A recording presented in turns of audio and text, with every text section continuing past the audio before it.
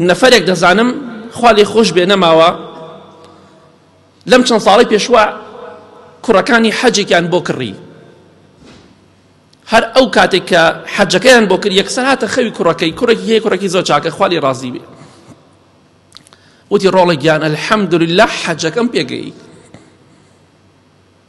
ئەلحەمدولله ئەو حەجەی کە بۆ منتان کرد پێم گەیشت، بەخوا لە کۆمەڵێ ناڕەحەتی ڕزگاری کردم.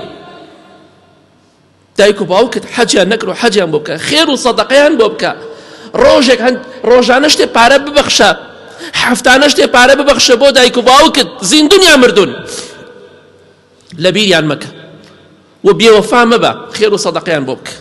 کەسانێکی زۆر هەیە لە کوڕ و لە کچ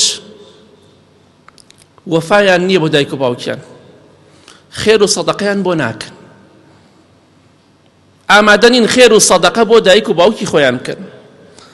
لە حەدیثێکی صحیح بوخاری مسلم داهاتووە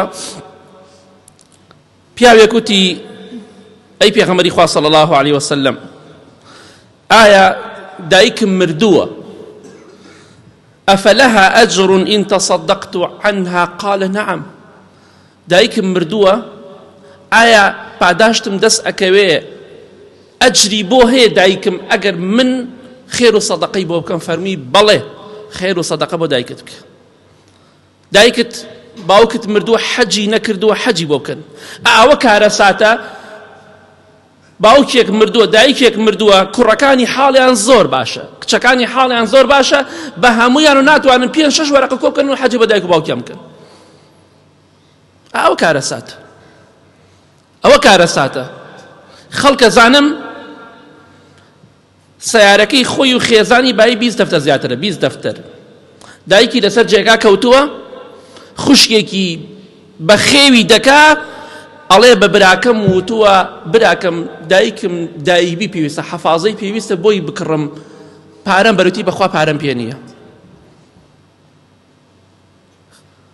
بەس سیارەکەی خۆی و خێزانی بای 20 دەفتەرە، ڤێلای هەیە، باخی هەیە، حاڵی زۆر زۆر فولە، ئامادە نییە چەند دایبیەک بۆ دایکی بکرێت چونکە کەوتووە و پەککەوتێ و ناتوانێت بڕا بۆ سەرەوە.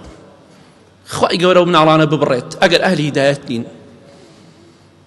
خێر و سەدەقە بۆ دایک و باوکت کە.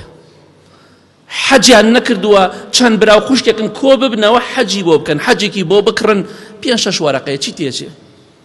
لە برسا ئەمریە گەرەوە بکەی ئەمە خێرێکی گەورەیە بۆ دایک و باوکی خۆت ئەنجامی بدە. ئەگەر حەجیان نەکردووە ئەڕۆی بۆ عومرەی تایبەتیان بۆ بکە.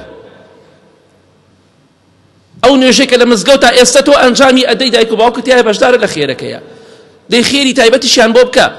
پێغەمبەری خوا صلی الله علیه وسلم فەرمێتی دایک و باوک خێریان بۆ بکەن، قوربانیان بۆ بکەن، لەگەڵ خۆتان نەتوانات هەیە حیوانێ بۆ خۆت و ماڵ و مناڵەکە سەر بڕە، دانێکش بۆ دایک و باوکە سەر بڕە، توانات هەیە خێریان بۆ بکە. ئیمامی ڕەبیعی کوڕی خوثەیم کە زانایەکی گەورەی تابعینە ڕەحمەتی خوای لێ بێ بە ڕێگادا دەڕۆیشت، جاری وا بوو شتێکی لەسەر ڕێگاکە دەبینی، لای ئەبرد ئەی فەرموو ئەمە لا ئەبم خوای پاداشتەکەی بۆ دایکم، ئەوە خوای پاداشتەکەی بۆ باوکم. ئەبێ دایک و باوک لەبیر نەکەی، خوای گەر ئەمە لە پێناو خوا ئەبەخشم خوایە خێرەکەی بۆ دایک و باوکم بڕات. دە ڕۆژانە شتی خێریان بۆ بکە، دوعای خێریان بۆ بکە، سەدەقەیان بۆ بکە، حەجیان نەکرد و حەجیان بۆ بکە، قوربانیان بۆ بکە. وەڵا کاکە من ساڵی خۆی زەمانی زوو قوربانیەکەم بۆیان کرد، توانات هەیە هەموو ساڵی لەگەڵ خۆتا قوربانیەکیان بۆ بکە.